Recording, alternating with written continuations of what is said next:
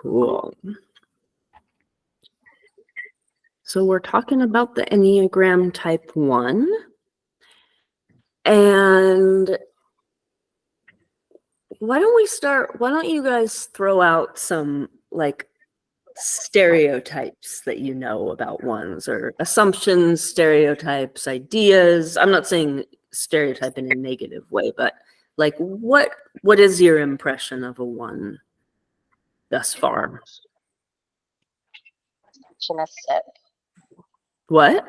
Perfectionistic. Perfectionistic. What else? What else do you think of? I don't know if my thing is fair because I've been around it for a while, but when I first got into it, and when like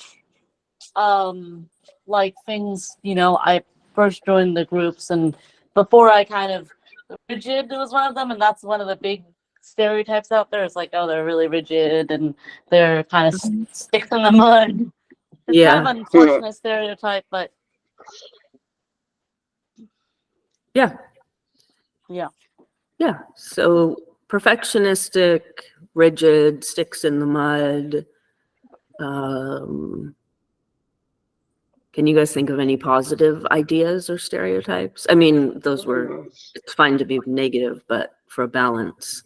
I think reliable was a good one. Reliable. Yeah, Reliable. I would say honest, like sort of like a man of your word. Mm-hmm. Which Yeah, my husband also likes that phrase. Your husband likes the phrase "a man of his word." Mm-hmm. Yeah. Like reliable, and you can count on them in a way. Mm-hmm. Yeah. Mm-hmm. Yeah. So in a way, like trustworthy. They're not. I don't know about the third person yet, by the way. So.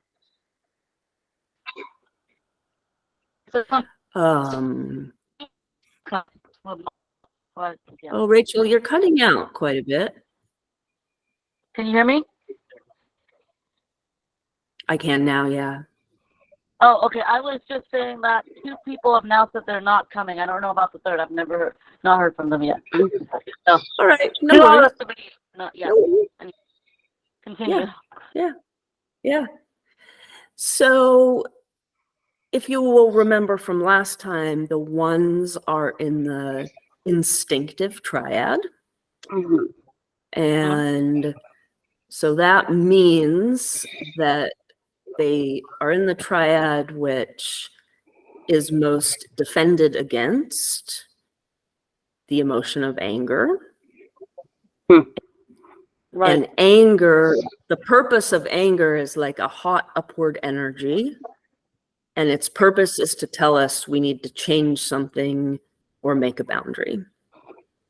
It's like that mobilizing response. So that's all emotions have a purpose. Anger isn't bad, but the people in the instinctive triad feel that when that hot upward emotion arises, that they sort of have to, quote unquote, do something with it instead of just allow it. Mm-hmm. So ones are in that triad. And then last time we talked about what I call the ego movements or the strategies. And we learned how there's a withdrawn type, an assertive type, and what are called the compliant types. And one would be considered the compliant type. And at the core of what's happening for the compliant types is that they feel they must comply with their own superego. Interesting. Yeah. But is it the same as like socionic superego or something different? This is a really good question. Yeah. So superego is a term coined by Freud. I think he made up. That's right.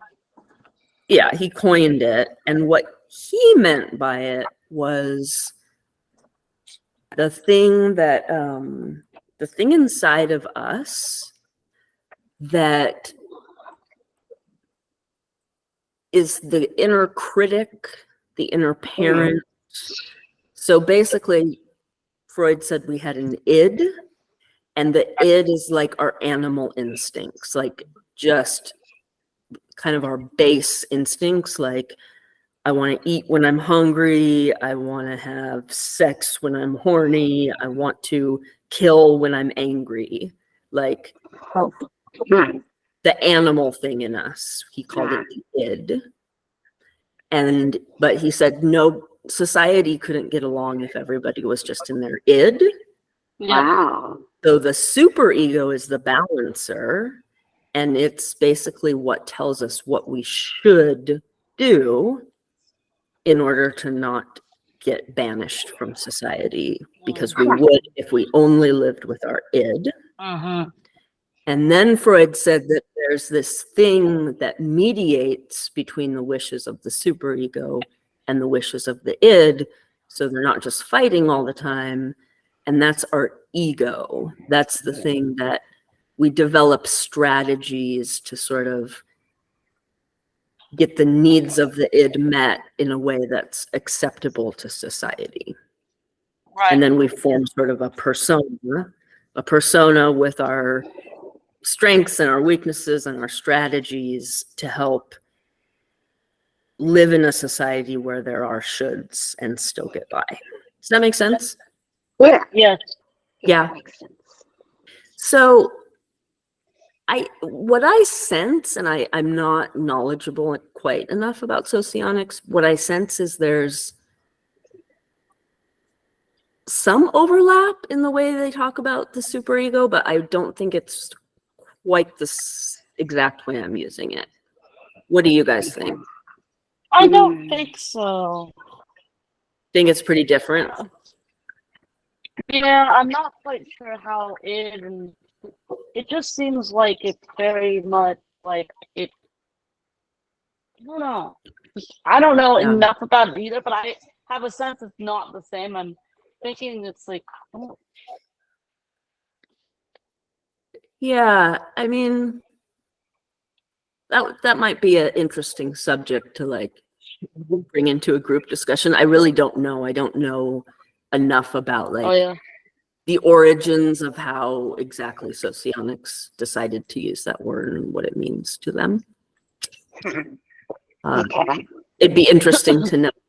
But the way I'm using it, the way Enneagram uses it, and so that's the way I'm using it to talk about the Enneagram, is that inner parent, inner critic, inner judge. The thing that is trying to discern right from wrong. Okay. So of all the types,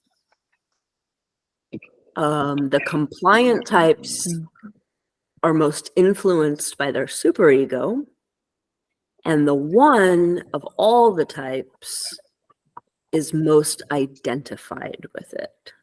Interesting. Meaning that shoulding voice feels like the most like them. Interesting. I know, let that sink in. It's trippy.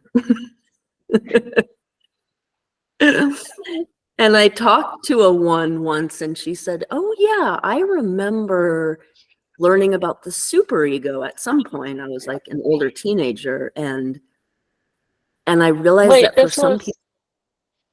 So you were an older teenager, or she was an older teenager? She was recounting that when she was an older teenager, she heard about the concept of a superego. Oh, and, okay. And she learned about it as like, oh, people hear this voice inside sometimes. And she was like, wait, isn't that how just everyone's thinking all the time? Isn't that just like your main voice? Whoa, Yeah. that is almost creepy. that is like nuts. Yeah. Right. Like none of us here are a one. I'm sure of that. No. And I'm a so gut type, but I'm not a one. To all of us, it's like, whoa, yeah, weird. And yeah, you know, if a bunch of ones were here and they heard how my being works, they might be like, that's fucking weird. yeah. Like, I mean, to me, it sounds exhausting, and Yes, very Like- much so. Like if I had but I guess if you've lived with it your whole life, it's like what you feel like you can count on the most. Mm. Yeah, I mean, it sounds interesting, super interesting to me, but not relatable. And I was gonna say, like, a couple of us are gut types here, but we're not ones, so Right. right. Right. And we're not exactly sure what Katrina is, but I'm pretty darn sure she's not a 1. Right. I don't get any 1 vibes from her. So Right. anything I've talked a bit. Is there anything you guys want to ask or say or reflect on before we keep talking? Mm.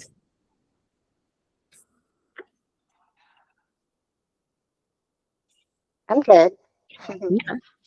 Yeah. So the 1 is somebody who experiences that hot upward energy of anger. But in order for the anger to be acceptable, it has to comply with the superego.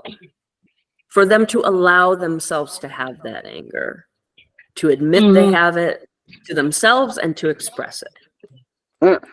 They have to comply with their superego, and their superego tells them it must be morally justified. So that is what's going on in there, and that's why you get this person that it seems like they hold themselves to a unattainable standard morally, Right.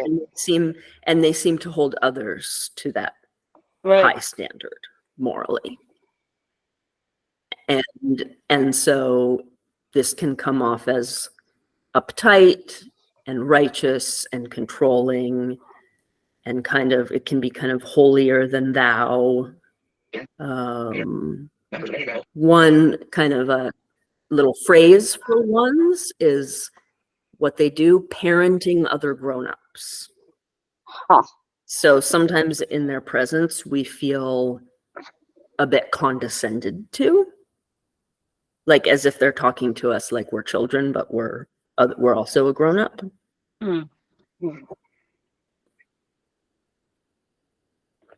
And so because they always see what could be improved upon, they become perfectionistic. And it feels like because they're so identified with their superego, they really feel it is their great duty to point out what's not right in every situation. They feel so compelled to do that. Interesting. You want to say more about what you're finding interesting? Oh, they feel compelled to point Yeah. out things. They think that they are doing you a favor by Yes. pointing out things. Yes. Yes. Hmm. And it doesn't always feel like a favor No, it for doesn't. people on the other side. No. Yeah. And, I've talked to 1s, and when kind of their guard is down, they tell me stories about how sorry and how surprised they were to learn they were coming across this way, and how sorry they felt. Like I knew a 1 who was guiding some people on a hiking expedition, and they were other people. They were also seasoned outdoors people and stuff. And it looked like there might be some rain. And when people were getting out of the car, she was like, "Okay, everybody, time to put your rain jackets on. Nobody forget your rain jackets." And she said everyone was just looking at her like she had made some huge mistake. And she was like, "Oh shit, I did the thing. I did the thing. People don't like that." Oh, wow. Yeah. So they report like they don't always feel inside as if everyone is like inferior to them. They're not going around with that feeling all the time, but they come across that way much more than they usually mean to. Right. Okay. Yeah. So in Enneagram, we really like to look at like the two sides of a coin, because each type has a essential quality, like a highest quality, or if you're spiritual, a holy quality. And each type has like the ego imitation. Right. And by like ego imitation, I mean when we're sort of in our higher self or our essential quality, we're very like present and non-defended. Mm-hmm. And when we're in an ego state, the way I'm using that word means that we think we are in need of defense. We think we need to defend ourselves. Huh. Mm. Okay. So the holy side of a one, or the essential nature, would be discernment. So think about like how we couldn't even live without discernment. As basic as like, if I don't know the difference between a plate of healthy fresh food and a plate of like moldy junk food, Mm-hmm. I'm not going to be able to live. I'm not going to even be able to stay alive. Like discernment is a very holy quality, you know, to the point of I can climb up that ladder of discernment and be discerning in who I give my energy to, or what physical experiences I want to have, or where I want to put my values. Like by being discerning, I create a beautiful life.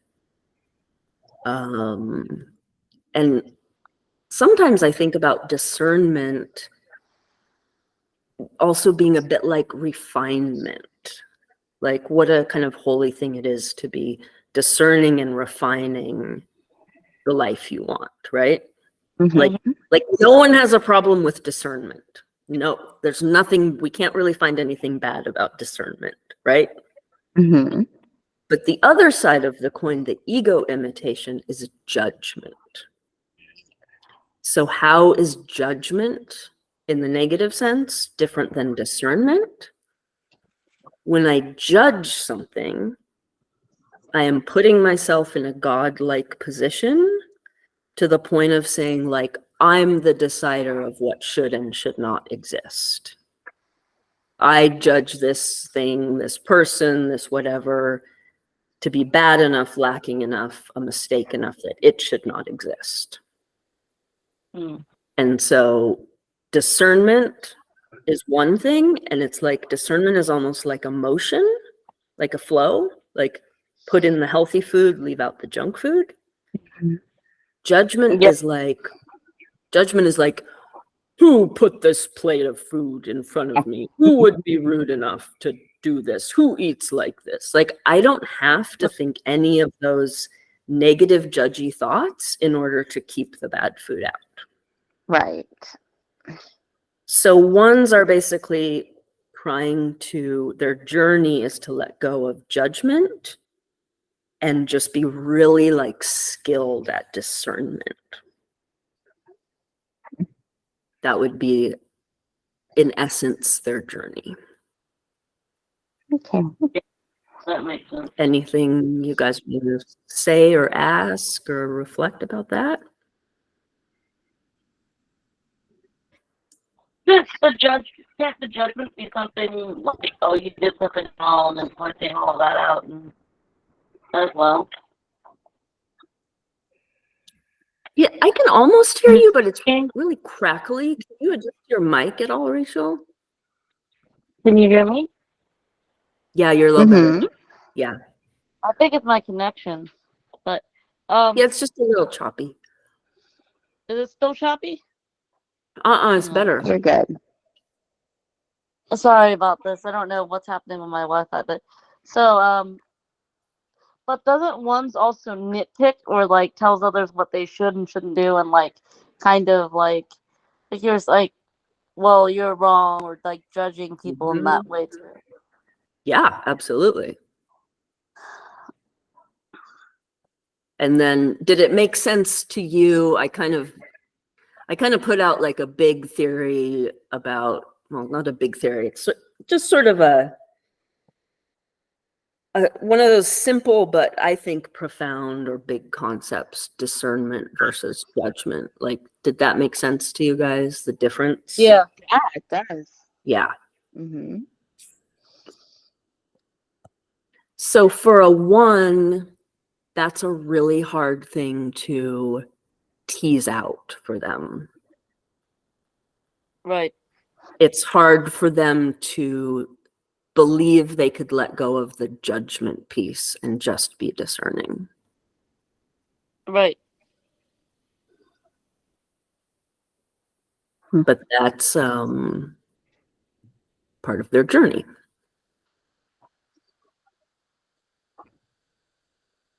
I kind of wish we had a 1 here. They could be like, yeah, it is like that. I'd go get my husband. You He could go wouldn't get be your offended, but husband. yeah, he's watching the kids while I'm sick, and Yeah. he kind of thinks, yeah, I start talking this, and well, I know some people follow astrology, but I might as well be talking astrology to him. So he's like, nah, I'm not buying Right. this. I'm not I buying get into this. I get it. I get it. Yeah. That's funny. So he's not into this stuff. I get it. I get it. Yeah. So he's not into this stuff then, I guess. Nope. Well, we don't have him here, but like you were wondering if he's a 1. As we talk about it, does it hit home or does it? It does make a lot of sense. Yeah. Yes. Yeah, it makes sense. Yeah. Mm-hmm. And is there any sort of like, oh, I understand more why he might be like this or why he talks like this? Not like you like it or dislike it any better, but any sort of like, oh, that's a different way of looking at it. I mean, maybe, perhaps. I mean, like, what shapes these different types? Is it like nurture, or is it kind of like, Yeah, like that's the thing I is like know. wondering. Most people would say Enneagram is pretty nurture. Okay. Well- I know there are people who have sort of like hypothesized that there might be a nature element. Mm-hmm. But think of like before Dario Nardi actually did any brain scans and he just hypothesized that Mm-hmm. cognitive functions might be provable through nature. I think Enneagram scholars have hypothesized, but I don't think anybody has done any kind of actual research to see. Like, Enneagram is much less It's more of a spiritual tool. it's much less, the Enneagram community as a whole is not really concerned with having it scientifically valid. Well, because Enneagram is more of a spiritual tool. Yeah. And I was gonna say that I think it's more nature, but the childhood wounds bring out the type. But I think it's nature because many people can go for the same situation and kind of react differently. Yeah. Interesting. I sort of like the theory that it's sort of like when you're born, there's probably only a few types you are going to be. And then based on your nurture, you're going to kind of choose one of them. Don't know if I completely agree with that, but okay, interesting. Well, I don't know if I completely agree either. I'm just saying it's the theory that sort of makes some sense to me. Like if I was gonna go try to research one theory, that might be it. What do you think, Rachel? Like I said, I think it's more like you're born with one, but then you kind of, the childhood wounds kind of play out the type and stuff like that. I mean, Oh, do you mean like, will you say an example of how, like, what type to what type, sort of how that would work? what do you mean? Like what? Like if you're born one type, like You're say usually born a type, Hey, but baby. the childhood Get wounds me some more highlight. water, though. Where did my The bottle childhood go? wounds will highlight like how Thank you, baby. are that type. That childhood wound would would bring it out. Does that make sense? like, so like I'm a 9 and I was born a 9, but then my nurture will make me a certain flavor of 9. Would kind of highlight it. Would kind of help you kind of. I mean, I don't know. I think I'm between nature and nurture. Yeah. That's- Yeah, I mean, it's an interesting question because then, like, the real deal, like hardcore spiritual Enneagram people would say that you are almost like destined to be one type because that's your life lesson. Yeah. So from a spiritual point of view, somebody might say, yeah, you are always going to be that type because this type needs to learn these lessons in this lifetime, and that's what you're working on. That would be like the spiritual answer. I guess I'm not that into that spiritual thing, but because I've been around those teachers more, I guess that's where I come from a little bit. Yeah. Yeah. Like you're not into the spiritual stuff because you... Right, I'm a Christian, but I guess I've been hanging around that crowd, so a lot of my theory comes from that side of things. Mm-hmm. So. Yeah. Yeah. Yeah.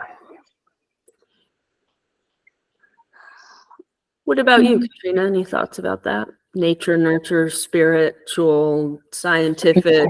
No, I mean, I don't think, none of this can really be science because you can't Yeah. empirically prove it. Yeah. I mean, yeah, I don't know. I mean, yeah, I just don't know. Yeah. That's my answer. Yeah, that's a fine answer. Yeah. My husband just brought me some water. He tried to bring me some food. He made dinner, and I'm like, I still can't eat anything, Oh. but could you fill my water bottle? Yeah. Yeah. That was nice of him. I'm It is sorry nice you're of him. feeling bad.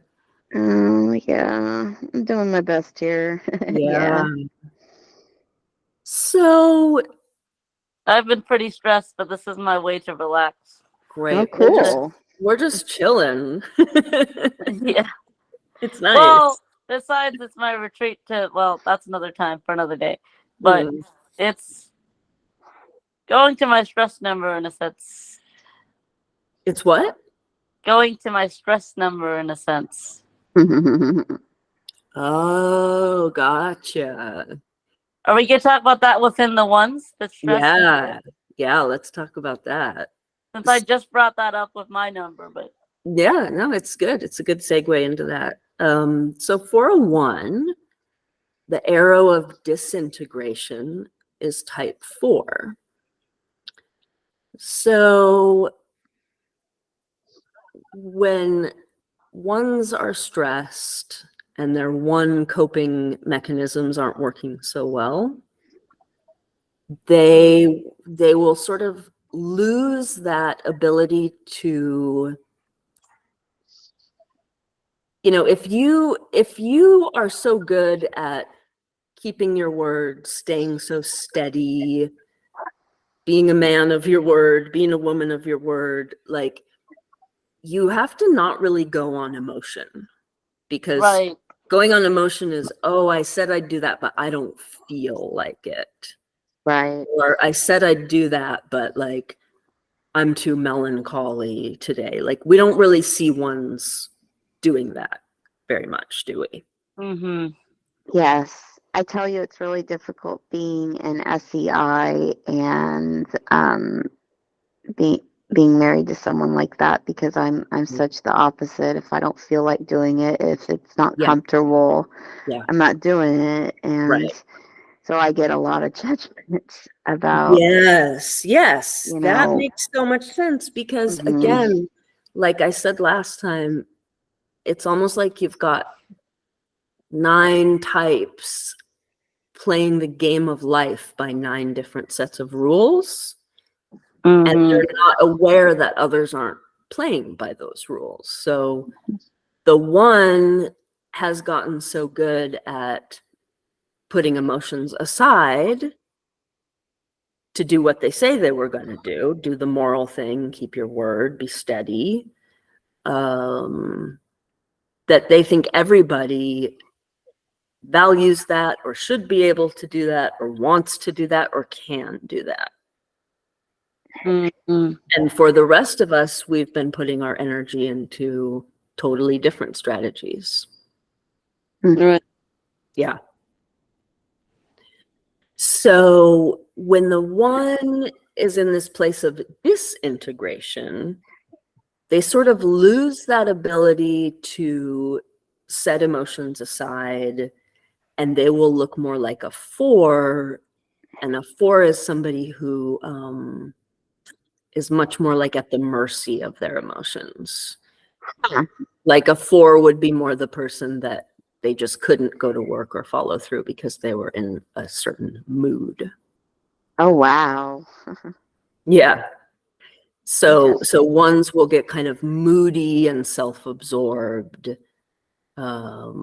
in that state of disintegration, and seem a little more self-focused than usual. Mm-hmm. Have you guys ever seen that in a 1? I haven't actually. No. No, I don't think it's ever gotten to that extreme Yeah. What with my happens when your husband. husband gets stressed? He handles a lot. Like he's able to shoulder a lot, but if he gets his feelings hurt, it can be like really, really difficult to pull him out of that. Like if like, and a lot of times it was unintentional, but and so that can be really frustrating for me, trying to So pull you him out said of he's that. kind of stuck in his feelings. That's what you're Yeah, saying. yeah. Yeah. Like a I mean, 4. it's Yeah. okay, maybe so. Like he'll Yep, do the that's like a stuff 4. where all this, but it's very short-lived. It's like, well, Right. I don't know what I'm going to do, something I want to do, but he never really knows what he wants to do. So usually it's like I'm Mhm. just going to sit and play video games and take it easy Mhm. myself. But yeah, Mhm. it's incredibly easy or incredibly difficult to pull him out Yeah. of that when he gets there. It is like, Yeah. yeah, it's hard because I'm very affected by the mood of the room, and Yeah. so Yes. it has a Yeah. I very think I think 4s and 1s disintegrated into 4 are the people who can like suck the air out of the room the most with just their energy. Like wow. kind of make the room feel like suffocated or dark or like just suck the life out of it. It's like they're like a pulling inward kind of vortex. Huh. Oh wow. That's how they Interesting. that's how they feel to me. That's how I feel their energy. Yeah. And remember last time we talked a little about type 4 because you thought maybe you were one, and we talked about that kind of funny paradox where when ones withdraw, they sort of secretly want another person to come pull them out of that. You mean 4s? 4s, yeah. Yeah. Yeah. So it sounds like you maybe have seen a 1 get into that place where it's just like something deep inside you tells you they want connection, but you've got to like pull so hard to get it out of them. Right. Yeah. Right. So that's the disintegration, and the arrow of disintegration, like the arrow of disintegration is like a, what is the word? Completely unproductive state. Like it's a stuck, it's very static. Like you don't, there's no growth that happens from, like, it's uncomfortable to be in your arrow of disintegration. It's also uncomfortable to be in your arrow of integration. But the disintegration place, it's like a dry desert. There's nothing there. It's like There's a bit of nothing- depression, or it's just like there's no growth comes from that state. right, and usually disintegration is like a bit of like desperate low. Yeah. Yeah. Right. It's like a last act of desperation. Like if you're a 1, like, oh, all my 1 strategies, they're not working anymore.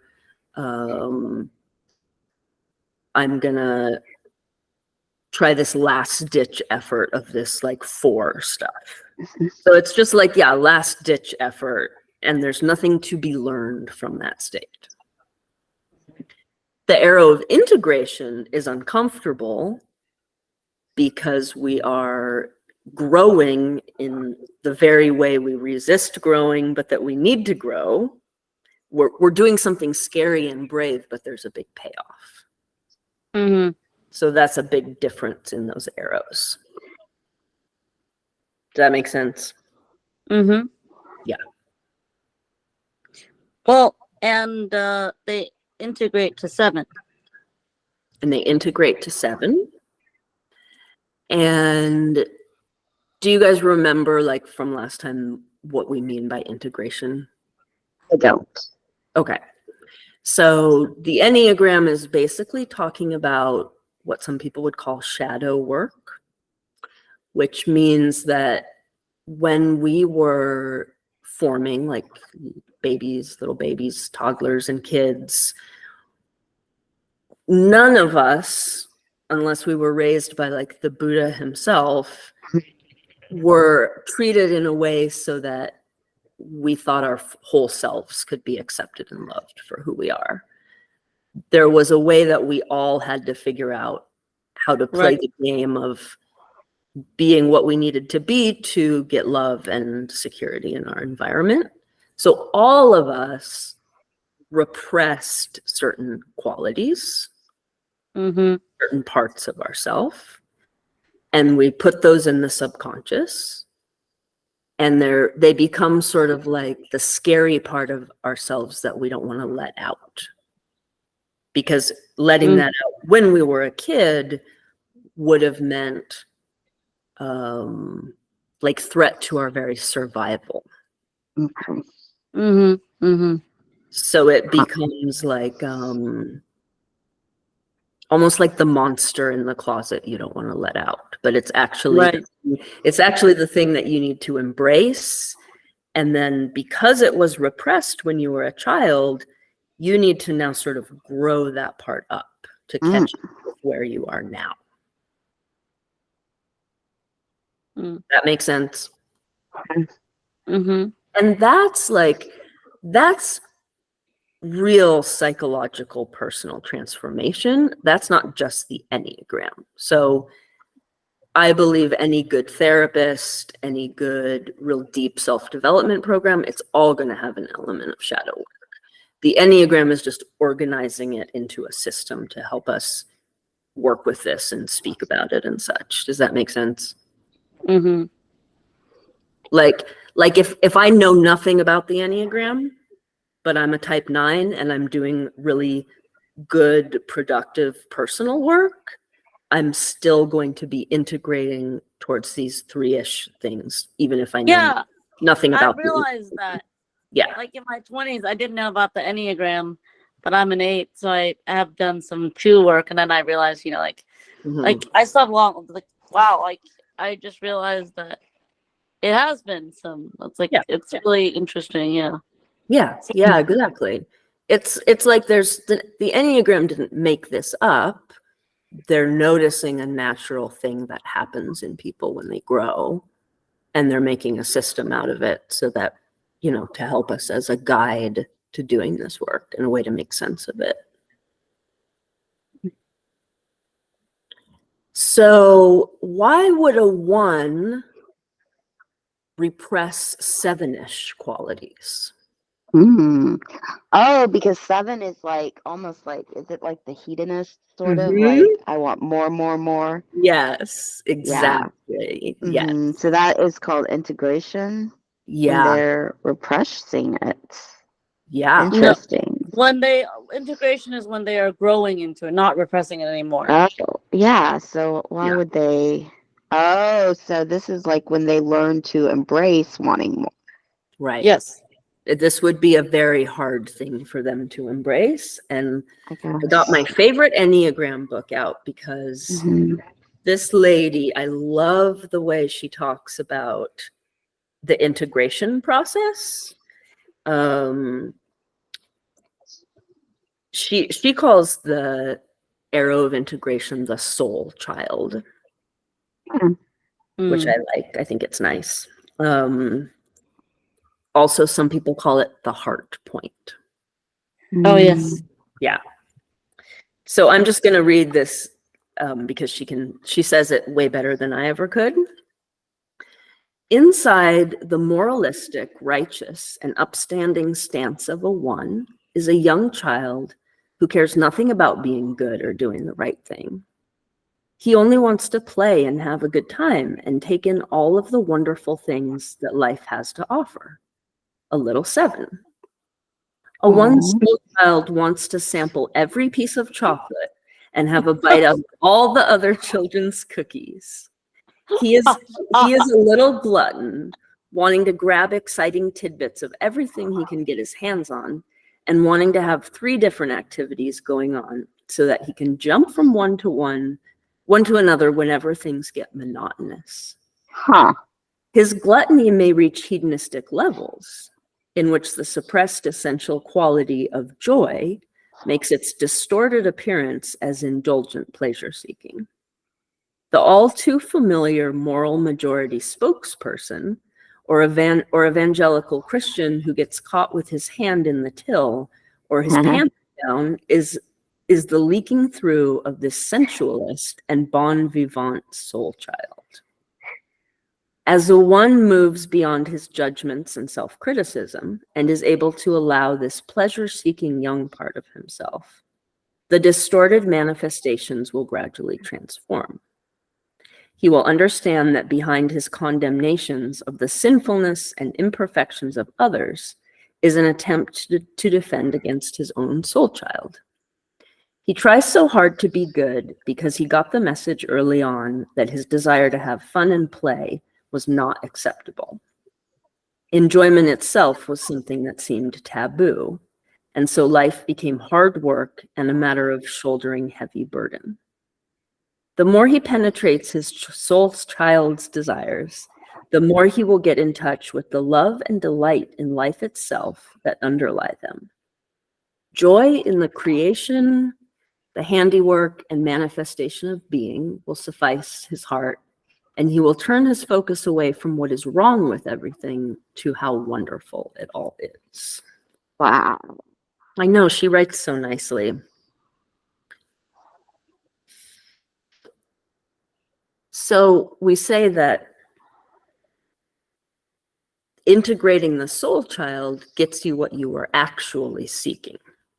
Oh, interesting. And so as we see this transformation that I just read to you about, this idea of like a perfectionist in the negative sense becomes someone who can see like the perfection in everything just the way it is. Interesting. And then enjoy that moment and the pleasure of it and get joy from it like a 7. Rather than trying to control and micromanage for perfection, like that waking up and looking around and saying, oh my gosh, there's like holy perfection in this moment. And if you saw that, why would you need to nitpick at the moment anymore if you really were present how perfect it is now? Right. And they can't get there without first having to reckon with that taboo sense of hedonism and pleasure. They have to accept, yep, there is a little child in me like that. And instead of continuing to repress, like, I need to welcome that part of myself in and see that it's really just a need for joy and seeing the beauty in the present moment. Mm-hmm. That makes So sense? that's interesting, because that is a lot of like my conflict with my husband. It's just like Mhm. me wanting to like enjoy the moment. Yeah. And him just sacrificing for the long term, or for in the name of getting work done. Yeah. I don't know if that's like why he was attracted to me. Oh, I think people are often attracted to, well, yeah, think about it. The thing that makes us fall in love with somebody is the thing that 5 years later we're complaining about. Like, if we fell in love with someone's spontaneity, 5 years later we're saying they're flaky. Like, Right. if we fell in love with someone's steadfastness, 5 years later we're saying they're a stick in the mud. Mm-hmm. So, he probably loved your ability to just be in the moment. It probably felt like that was a really nice place for his like point of integration to hang out. But when those lovey hormones wear off, we start seeing the whole person. Sure. Yeah. So this is a story, and I didn't even see it as such a big deal, but he likes to retell this story. So like our second date, he took me out to dinner, and of course I eat like half my meal, Yeah. which was typical. And I got a to-go box, and I was like, yeah, this will be a good later meal. Yeah. And then so we're walking out, and he takes me to a movie, and we sit down to watch the movie. Yeah. And I'm like, don't you want to get popcorn and a drink? And he's like, why does this woman want popcorn and a drink? It's like, because that was like what you do at the movies. You get popcorn and a drink. Like he just thought I was trying to get as much as possible out of him or something. And then he Like got me my popcorn. He thought like this is hedonism, like popcorn and a drink, like Yeah, that. but why am I getting food? I didn't even Like, finish my dinner, and I was asking for popcorn because I was at the movies. And you get popcorn at the movies. I mean, who doesn't get popcorn at the movies? Well, it's like, didn't I just get Totally. Why are you so greedy? Because are you so whimsical? It's like, yeah. Yeah, so right. The thing is, like, that makes so much sense, because the way we feel about our point of integration is because it once was so taboo. We're all afraid that if we let it out, there's going to be like a landslide. But like, the funny thing is that he later said that was part of what he helped me realize, that it was okay to do things just because you enjoy it. Like he actually, at first he was a little bit put off by it, but then he was like, then I got my popcorn and drink, and I was so happy. Yeah. And he was like, wow, okay. It's okay to like Like you showed him that like that little extra bit brings a lot of joy. Exactly. Yeah, and he liked that. He did. So I mean, obviously it was like the second date. If he didn't, it would have ended right there. But yeah, that's my example of, I guess, 1s and the 7 integration that I have.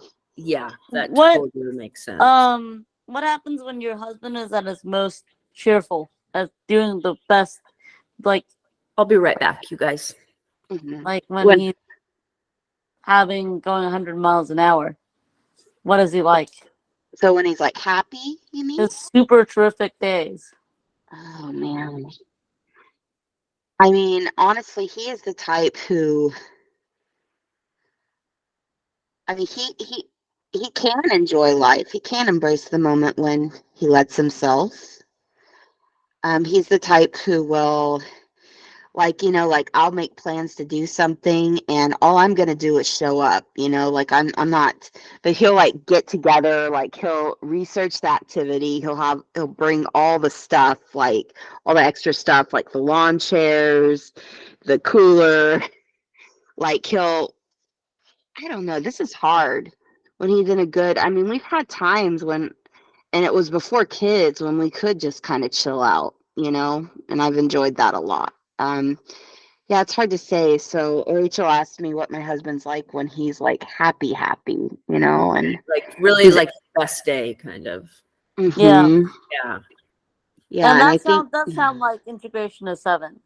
mm-hmm, mm-hmm. So he can be a lot of fun. Like, I mean, so like, and I heard this about gammas, like they can be kind of like they can tease. Like I love being teased. I like to be given a Oh hard yeah. time, and so he'll do that. Like he'll joke around and Yeah. be silly. Yeah. I was trying to tease Molly the other time. I said, "Oh, if you have more people, you'll become a 3. Then you can perform on your little stage." Oh yeah, that was cute. That was cute. I thought you were being cute when you said that. So Yeah, I was that's being funny. integration for 9. Is it It's 3? 3. Yeah. Oh, interesting. Yeah. Huh. Yeah. Interesting. Do you guys have any other sort of thoughts or questions or anything about type 1? Wasn't there? She talks about a holy virtue, right? Did we talk about that? The vice and the virtue? Yeah. Mhm. Yeah. Do you remember? I have the book here. Trying to remember what it was. I can look it up. I have it. I don't always remember the vice and the virtue off the top of my head, but I can find it here. So, like, So the virtue yeah. is serenity. Hmm. The holy idea is holy perfection.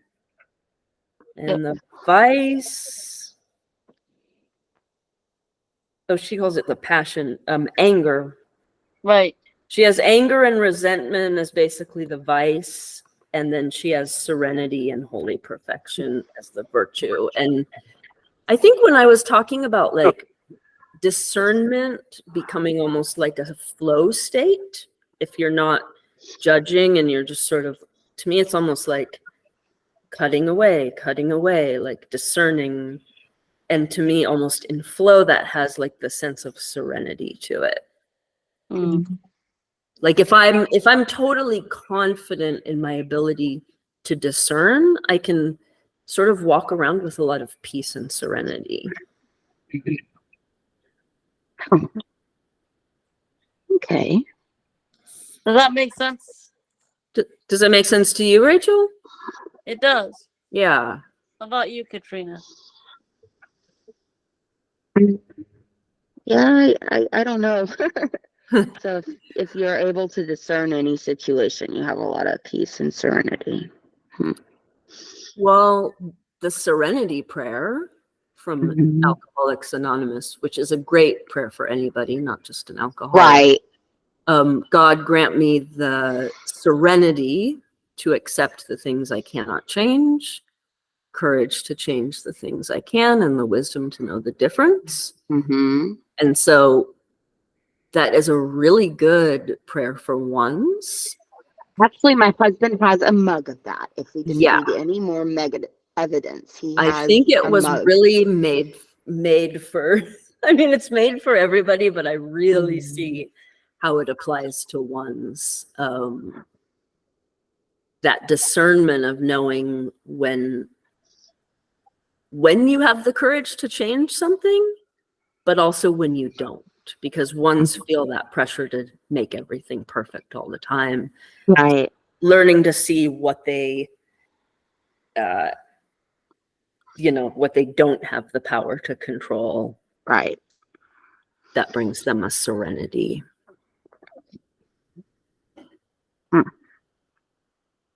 Make sense? Yeah. Yeah. And then, like, with ones, I guess what some say is that ones don't really, because of their judgment, they have more like resentments, that they're angry, but they don't want to be angry. Yeah. So they kind of have a slow boil of. Yeah. Totally. To me, they seem when they're mad, like they're smoldering. Like it's like they're trying to like keep a lid on it, but it's like smoldering out, which feels like which feels like resentment. That I can kind of confirm this. Yeah. like anger is just like, hey, knock it off. Right. Resentment is like, because yeah, Rachel, you're saying something that's really true. Like, what a paradox to maybe your superego is telling you you have a right to be mad, but your superego is also telling you like good people don't get mad. Good people behave themselves or are reasonable or whatever, right? Like Good people are what? Good people are reasonable and don't get mad, or they are like they're reasonable, or they are calm, or they deal with problems diplomatically. And it's like, I must do this, right? But it's yeah. So there's a lot of unexpressed anger, or kind of that like long smoldering resentment. Yeah.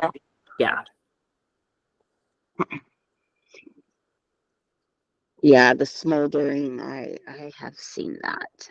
Yeah. It is very difficult to be around. Yeah. Yeah. I appreciate when people can just say it in the moment. Yeah, That's exactly. my 8-wing likes that.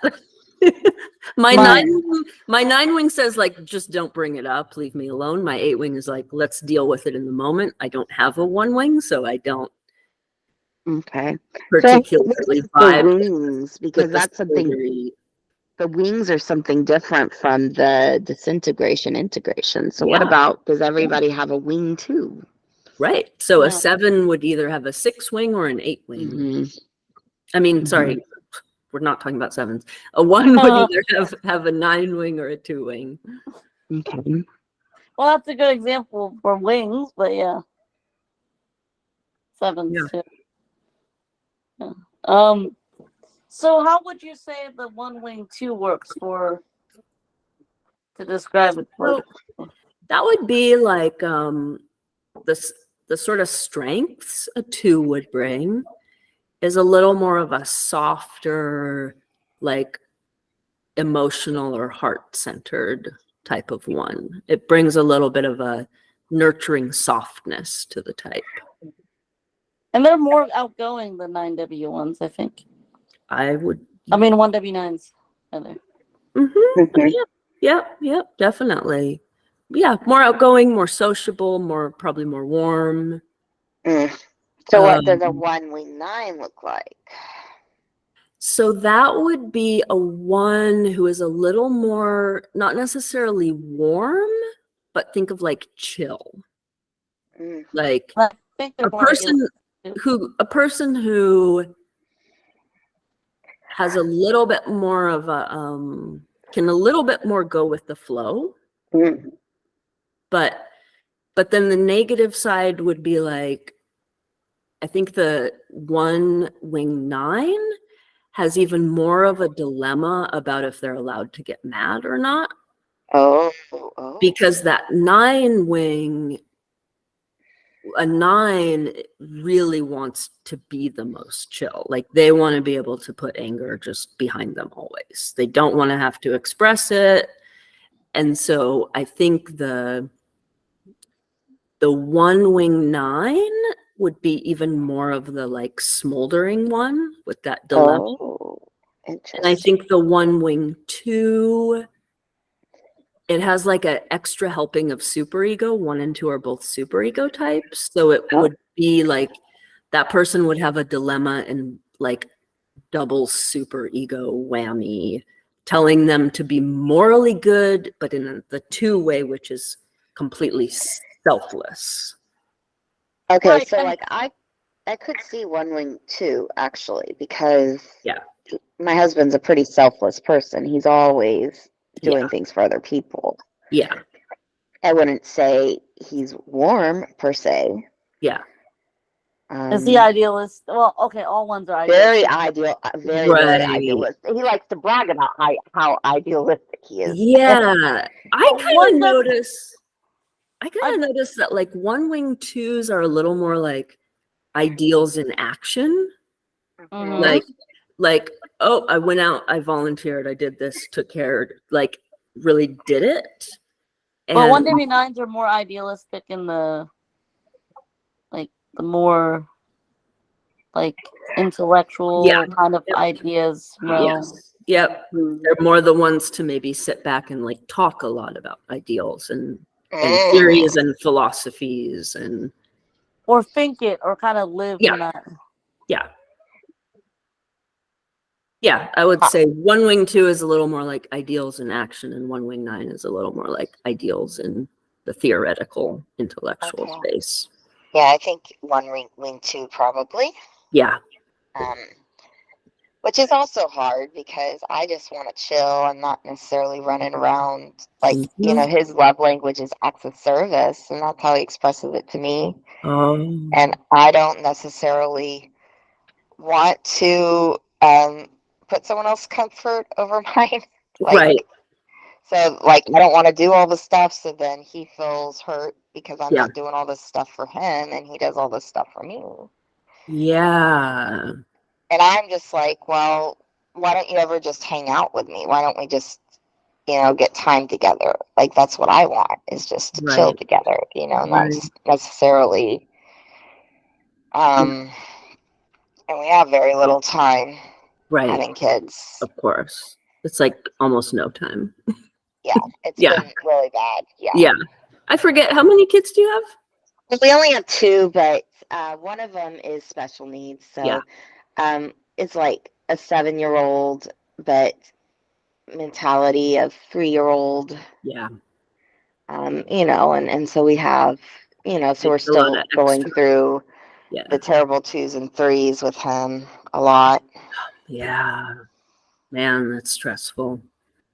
Do Yeah. you, Katrina, do you have any more, are you any closer to knowing what type you think you are for sure? Let's see. Well, I don't really know because, okay, so like, so let's see, 9s integrate to 3. I don't know. So like a healthy part of me is, I think, more like a 2, but the healthy parts of a 2, not to where I want to do things, get things in return. It's just I want to give to people, but not expecting in return. Like that's whenever I have like sort of whenever my cup is overflowing, I'll give to others that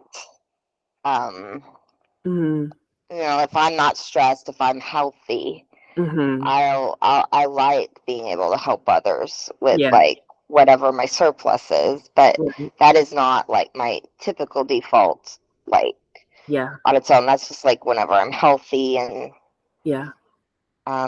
so yeah. So what would integrate to 2?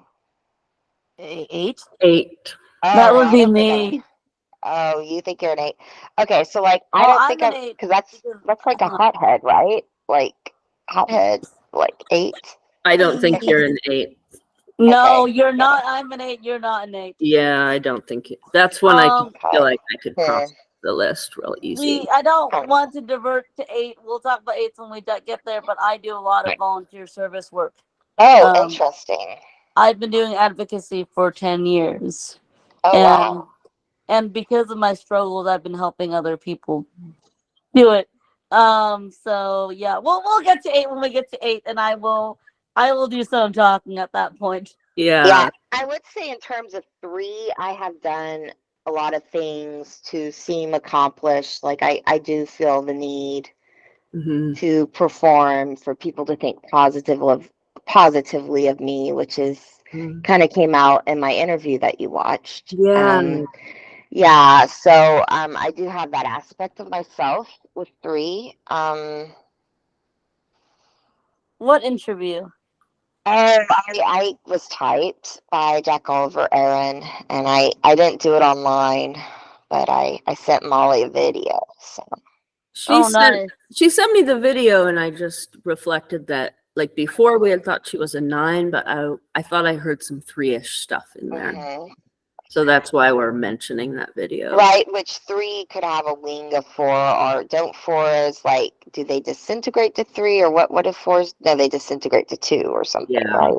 Okay, Yeah. so There are people who also type enneagram, but they can be more expensive. So some are cheaper, but mm, um, I like this gal who's in the narrative tradition, I think, but she's in the low 100s, like 115 or something. wow. But she will let you talk. She'll email back and forth for a while. Okay. Yeah, like for 2 weeks. And then the other one who's really good, he's actually the trainer of the narrative tradition. He's one of the coaches, but he's like 200, so he's more expensive. But he's really Jeez. good. He, I think, spotted my 8 really quickly. Okay. So Yeah, I mm. think I just want to learn more about it Well, I first. think Yeah. Yeah. with the types first, you can see, and then maybe at some point you want to get typed, or you want to get Mhm. some coaching Yeah. Right. typing. Then I really like the narrative tradition as well. So Cool. um, Yeah. oh, I was gonna point out some things about ones. Yeah, I was go like, we're for kind it. of derailed, but okay. So with ones, we didn't talk about these triads, but because they're in the 147, they are idealists because those are the frustration types. So they often are like frustrated idealists. Like, oh, why Yeah. didn't this happen? Why didn't that correct? Why didn't Well, that's what frustration is that, like, it's this sense of, like, this moment isn't as good as I thought it could be, or I think it could be. Like, this moment isn't living up to what my expectations. That's what frustration is. right? I don't know if you get that with your husband much, Katrina. Frustration, What? like frustration. Frustration, and this moment isn't what I imagined, or this moment isn't as ideal as I think, or I mean, yeah, I mean, I could definitely, I mean,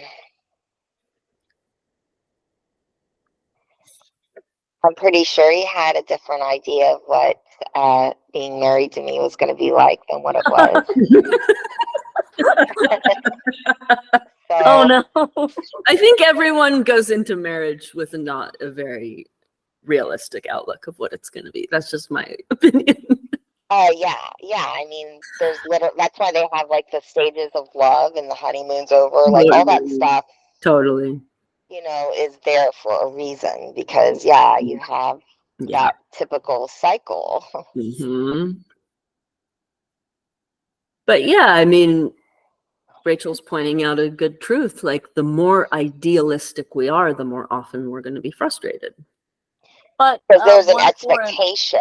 If there's an The higher your expectation. expectations Yeah. are, the less right. they're going to be met, Yeah, basically. I mean, exactly. that's how it works. Yeah. And the 1 and 4 and 7 types are the most likely to do this. interesting. Yeah. And then there is competency, which is 1, 3, 5, which ones are big on, like, is this perfect? Is this, I need to be Yeah. more knowledgeable. I need to gain more knowledge and more Mhm. competency and more skills. Like mastery. Yeah. Almost, there's almost there is an overlap in, like, what I think how the NT types are described. Mm. Not With not a total parallel, but an overlap. Like No, yeah. competency, okay, mastery, stuff like that. interesting. I mean, that's important to my husband too. Yeah. Um, Yeah, he's very much the type who likes to get an A, you Yeah. know, and Yeah. Yeah. Competency. And needs to know he's the best. yeah. And for once, it's very intrinsic because it's not to please anybody else like the three. The three wants to be best because they want it polished and some standard, like, hey Katrina, are you happy with me? Or hey this person, or hey society. But once it's like, no, it's for myself. Interesting. Right, because threes aren't a superego type. They're not trying to please their Mm, own superego, whereas ones are. interesting. Yeah, I think with like if I am like any if three does fit to any bit of my enneagram type, yeah, it's definitely I do it, you know, so people are happy with me. Like Right. it's kind of like to whatever is gonna get Right. me, Yeah. you know, the positive thinking of others or win people's favor, or, Yeah. you Yeah. know, that kind of thing. Mm-hmm. I mean, Yeah. I don't know if that's my ego type, but yeah, Right. But that's it's why I. closer than what the one is doing at least. Oh, definitely, Yeah. yeah. Yeah.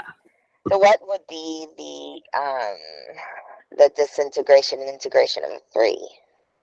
So a three disintegrates to 9, Oh, which interesting. looks like a person who is usually productive, sort of sliding into sloth, Interesting. So apathy. what happens when you're really stressed out?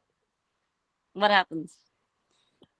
What do you It's do? like yes, I can definitely, I have been there many times. It's like I almost, like I'll keep working, like I become totally consumed with work whenever I'm stressed, like just trying to, almost to the point where people can't pull me out of it. People can't talk Mm, reason to me. mm. And Um, then will there be a point where when you've had it, you slide into like a lazy period, like slothful, apathetic, lazy? I don't think so. No. No. I think like whenever like a period of stress is over, I'm able to go back to just enjoying life again. Right, but Mhm. what happens in that stress? Do you do you binge things? Do you get like really super don't do anything, sit around on the couch? No, I just want to work on the thing that's stressing me out, like obsessively. I become obsessive. That more sounds like 9 disintegrating to 6.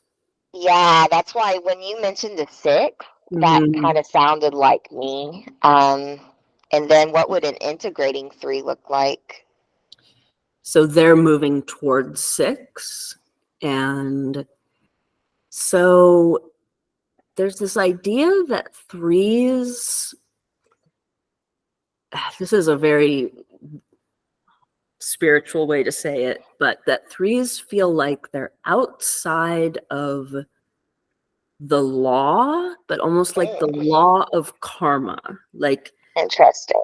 which makes them feel very on their own, but at the same time, like they almost like this independence they feel, but they almost feel not part of things. Like the Mm, laws of the universe don't somehow apply to me, and I have to like do these tricks to figure it out. And when they integrate to 6, they feel sort of part of something greater than mm, themselves.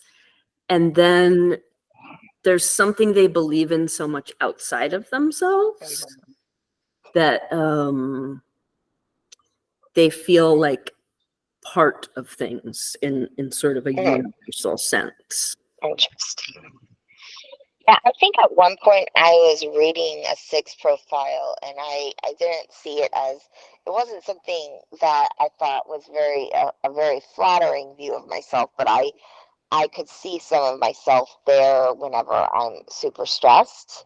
But Mm-hmm. yeah, like I was asking, so nines integrate to three. So like a nine integrating to three, what does that look So that's like somebody who sort of like there's a way that 9s are very happy to like be the support person. Like Oh, sort of okay. like 9s are very, they're not doing it for the reason 2s are. Like it's not like Mm-hmm. It's not like I'll support you to get support back. It's like Right. I'm just a little bit comfortable like being the picture frame and not the picture. Right. And so nines have a way of like, even if they're staying busy, they're putting their true sort of dreams on hold. Oh. Like a nine could be the person that like what they really want to do is write a novel, but for some reason in their spare time they just binge Netflix. Like they have a really hard time sort of like, even if they're staying busy, they're not like putting their actual dreams first. Oh. And some of that is a discomfort with like being in the spotlight, being the picture and not the picture frame. Interesting. There's a way that they really justify like putting their own like true being on hold. And so when they integrate to 3, that's like a recognition of like, because 3s are always sort of developing themselves. So that would look like the 9 actually puts work into writing the novel, believes they have something worth saying or something worth reading, gets it published. Like these types of things would come very naturally to a 3. Like a 3 would be like, I want to write a novel, so I'm going to write 5 hours a day. I'm going to do this publisher. I'm going to like, like a 9 would take on a little more of that, like almost, I want to say almost taking themselves seriously, the way to put it. Interesting. Would you want to add anything to that, Rachel? I think that sounds right. I mean, I'm not a 9, but you're the expert resident 9. I am. For me, it's like, there's a little voice in my head that sort of says like, why would you speak up or get in the center or like not like what I have to say is worthless, but like what do I really have to contribute that somebody's already contributed? Like I think I'll just like go with the flow, chillax, sit back and like support the person who's saying it. I don't have to like go up and say it. Like who, like my voice might sound like, who am I to like teach an Enneagram series? There's already lots of people giving good information about the Enneagram. Well, okay, I don't really like his stuff too much because I think it's kind of shallow, but he gave an interesting example in one of his videos. But he was talking about 9s and who 9s are, and he said they're usually the people who are not saying anything. And this guy didn't speak up, and he was a 9. And then they were like, "Oh, what do you think?" Like, he didn't speak up, and everybody said, "Oh, I want this, I want this, I want this," and this guy just And then he turned like, "What do you want?" "Oh, let's do nothing," and then everybody just like. That's funny. Yeah, and we can get into this more when we do the thing about 9s, but I have a little bit of a different perspective. Some people say 9s just don't know what they want. I think it's actually 6s that don't know what they want. I think often 9s actually have a pretty good idea of what they want. They just aren't. Well, yes, they do, but they just don't voice it. I think this guy had very strong ideas what he wants, but he's been going with everybody. I think that's not what he said. That he didn't. He knew what he wanted, but he just didn't speak up. Right. Like, it wasn't about like not knowing. It was oh well, other people has more ideas than I. Well, maybe I shouldn't. And then so he was directly asked. He knew what to do, and this guy knew he had opinions.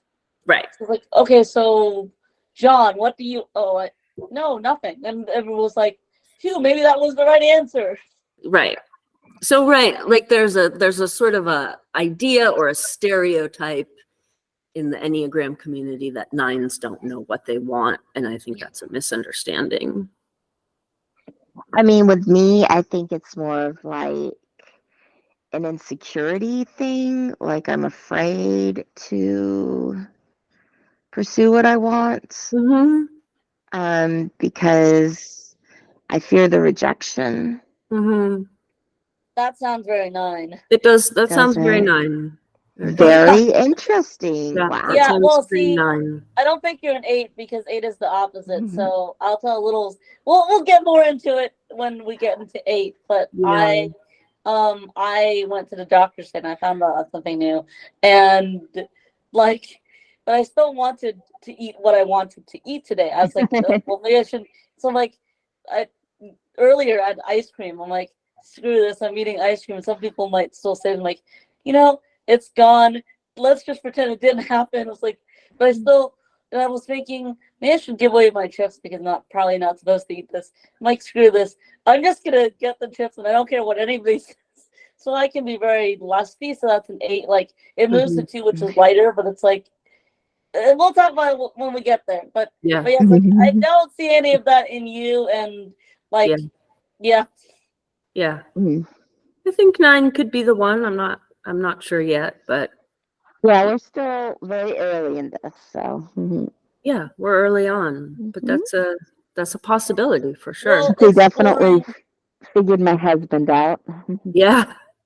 Well, exploring is good. It took me about 4 years and all the little stereotypes, like, oh, well, 8 is the jerk boss. Like all these stereotypes don't help, right? One is rigid, sticks in the mud, and one goes, your husband will probably go, no, I'm not, Yeah. and like Right. he will go, well, I don't want to identify as that, or like 4s will be like, oh, I'm sad all the time. I wallow in my own. No, I don't do that. Or I want to be unique. Well, maybe I just want to be authentic, or oh, 5 are antisocial and can't talk to anybody. No, I can't talk to some. I don't think I'm a 5, or oh, well, you're a worry wart and you're always the doomsday. No, I'm not the doomsday prepper. I just like there's all sorts of stereotypes that didn't help me. So I guess my point is a lot of people have been like, oh, you don't know your type, so you must be a 6. Like, but point is there's so many stereotypes that it took me a long time. And if you don't get it from the right information, it will take a while. And even with the right information, you have to like sit on it and then like it's a deep system. Right. Yeah. So I guess my point is you're not going to figure this out overnight. And you don't need to. Right. I think the longer we take to figure it out, the more we just learn about the whole system. itself. Oh yeah. Yeah.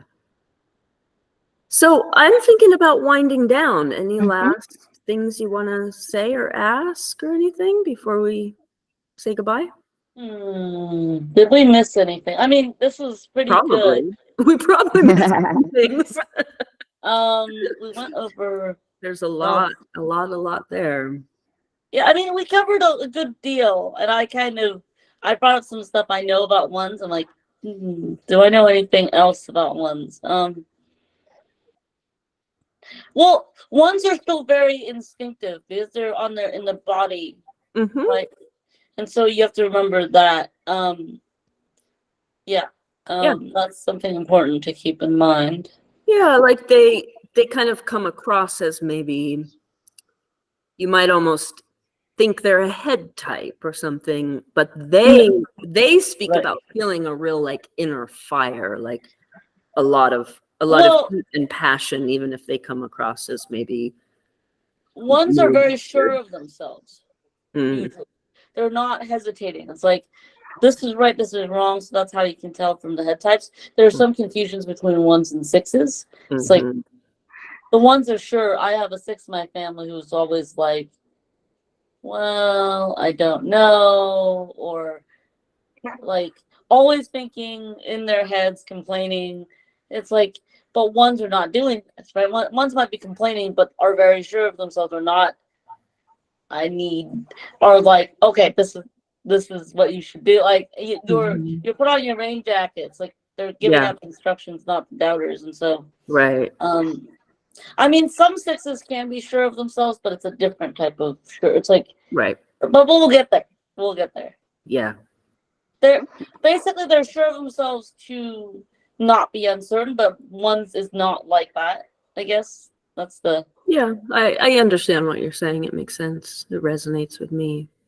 Just kind of the differences between 1s and 6s to kind of compare them. Yeah, because they're both compliant types. Right. They're not doing the exact same thing.